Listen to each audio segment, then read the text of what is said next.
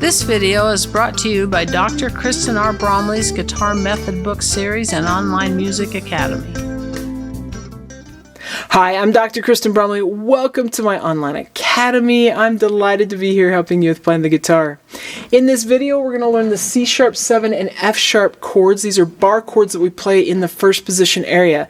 So a lot of times we'll end up playing these chords right along with some of the open position chords that we've learned before, like those basic chords in first position. Other times we end up playing these chords right along with other bar chords along the fretboards. So either way, they're important to learn, and we're going to learn them in this video.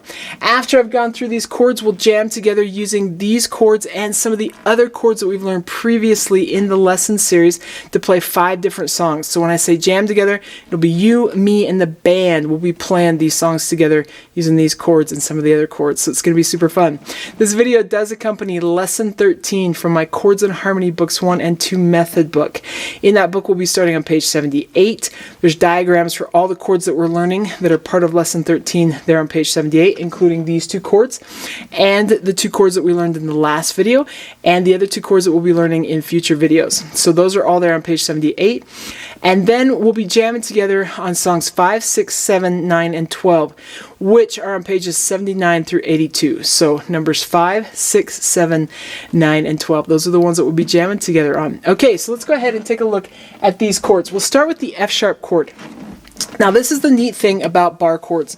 Once you've learned a bar chord shape, we're not using open strings, we can actually take that shape and move it all along the fretboard. So if we start over here with F#, we've learned the F chord before. We learned the 4-string F. That one doesn't have any open strings, so you can actually move it around as well. But after learning that one later in the lesson series, we learned a version for F that uses all 6 strings. And if we take that shape and move it up 1 fret, we get F#. So we have the F major chord with our bar in the 1st fret. Take that shape up and we get F# major. So that's how we can play it. You can look at it that way, but I am going to go over it more specifically here. So with F# major, we bar with our index finger across all 6 strings in the 2nd fret. And then you remember, if you've been going through the lesson series, you want to bar just off to the side. You don't want to go straight on the finger, but just off to the side. And then you're going to put your thumb behind the fret that's just above that one. So since my index finger is barring across the strings at the 2nd fret, my thumb will go behind the 3rd fret, and then I push my index finger onto its side a little bit, and I can create that bar. Then what I'm going to do is put my middle finger, ring finger, and pinky. My middle finger is going to be on the 3rd string 1 fret higher. Ring and pinky are going to be 2 frets higher on the 4th and 5th strings. So I just make that little shape. You might notice that that fingering shape actually matches the open E chord that we've learned previously, and we've actually taken that E chord shape, move it up and put that bar in front of it, we get F, go up 1 more fret and we get F#. So middle, ring, and pinky there, we got F# major. So you can get comfortable with that one, strum it a little bit if you need to. Should be pretty easy to play by comparison to some of the ones we've never fingered before. But if you've been playing that F major, if you went through that lesson where we worked on F major, then F# major, it should be pretty easy. We're just up a little higher. Okay, so let's take a look at C#7. Now with this one, and you'll see it actually drawn that way there on page 78, but I've made a note that this is fret 4. So we're going to put our bar across all 5 the top 5 strings at the 4th fret. And then I always use my index finger to mute that low 6th string. So if I strum it inadvertently, it won't ring. So I'm going to put my bar at the 4th fret across the top 5 strings and let it lightly touch, or just set up against that 6th string so that it doesn't ring. Then all we got to do is put our ring finger and pinky 2 frets higher. So I've got my bar, my ring finger is going to go 2 frets higher on the 4th string, my pinky goes 2 frets higher on the 2nd string, and then I just strum the top 5 strings, and we got C#7, except where I'm playing it right there is C7, so I got to go up 1 fret, sorry about that, so C#7. My bar is at that 4th fret, and then ring and pinky fingers go in, and I get C#7. Where I was playing it is down for C7, so another bar chord that we can move around. So we got C#7 there, which is pretty cool. We were playing the B chord in the last video, and if we took and instead of barring across these 3, we made that shape, we end up with B7. So B7, C7, C#7. We're going to be using C#7 here in this video. There is a place with one of the songs where there's actually a B7. If you wanted to play this B7, use this same bar chord and move it down 2 frets. You could play B7 that way instead of the open position way that we've played it previously. So that is an option, just FYI, you can play it that way. Here though, our focus is on C sharp 7, so we got C sharp 7. F sharp major and C sharp 7 are played together quite a lot, so you could practice going back and forth between those 2 chords, getting comfortable playing them just like that. And you can even add in a little strumming. Just kind of get used to finding where those are and playing that bar. Bar chords are really challenging, so it's okay if you just feel like these are really, really hard. Make sure to do some stretching and not to over practice on these. Just spend a little bit of time with them. Here in first position on a lot of our guitars is the most demanding place to play them with our hands. The good news is as we continue and learn more bar chords and we learn them all along the fret, if we sort of establish the strength as we work on learning a few of these down here in first position, it'll make playing the ones up higher a little bit easier. So we just kind of have to bite that bullet and start getting that strength. You can massage the muscle if you need to. Make sure to stretch, as I said, and not over practice. Just do a little bit at a time with these, because you don't want to get any tendonitis, any strains, any of those kinds of things going through, even in the forearm, the elbow, up into the arm and into the shoulder. Just, it can hurt all those places. Just try to relax and do that. Another thing as you're playing these bar chords is you want to watch for overextending the wrist. So if you're overextending the wrist to play it, you need to change how you have the guitar positioned. Depending on when I'm standing versus sitting, it's a little different. When I'm standing and I have the guitar up, I can kind of approach it with a straight wrist from below.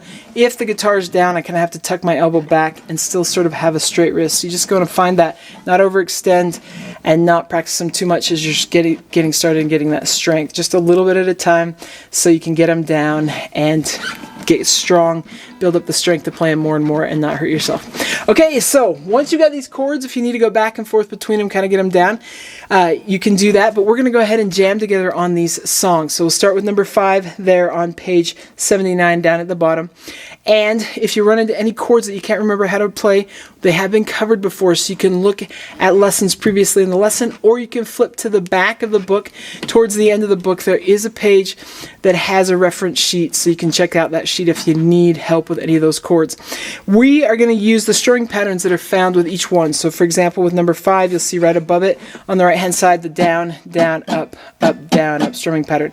So whatever strumming pattern is shown with each one of these songs, that's the one that we're going to use as we're playing them. They're all super familiar to us. We've done them so much at this point, so I'm not going to go over them again. We're just going to play these songs. They'll happen at 2 tempos like they normally do, at a slower tempo and then a faster tempo. You can, if you need to, just finger in the left hand and not worry about the right hand. You can worry about just the strumming, put the 2 together, that sort of thing, as I've mentioned before. But let's go ahead and jam together on these songs.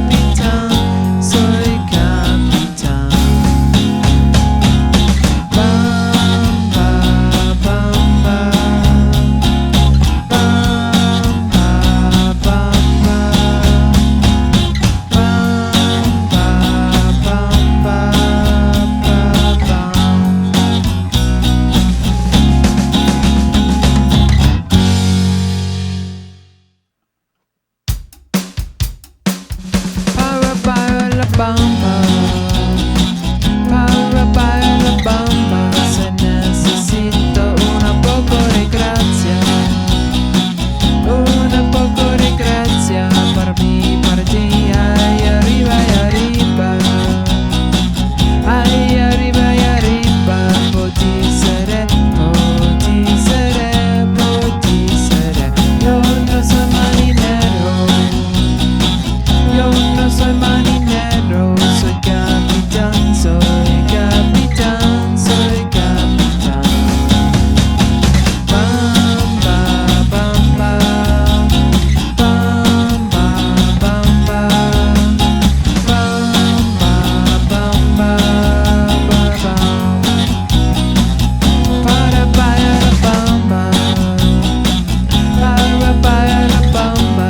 Se necesita una poco de gracia, una poco de gracia para mí, para ti. Ay, arriba y arriba, ay, arriba y arriba. Por ti seré, por ti seré, por ti seré. Yo no soy marinero, yo no soy marinero, soy capitán, soy capitán, soy capitán.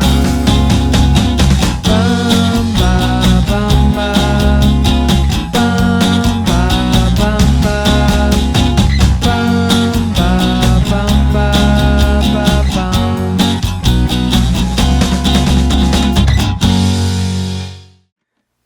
Okay, awesome. I hope you are having fun with this. Remember, just work it a little bit at a time. In the next video, we're going to learn F sharp minor. So we're going to work on that one. It's going to be great. Take care, and I'll see you again. Thanks for watching this video. If you found it helpful, please hit the like button and subscribe to the channel. And be sure to check out more great content. You can find more information about me and my products at kristenbromley.com. Take care.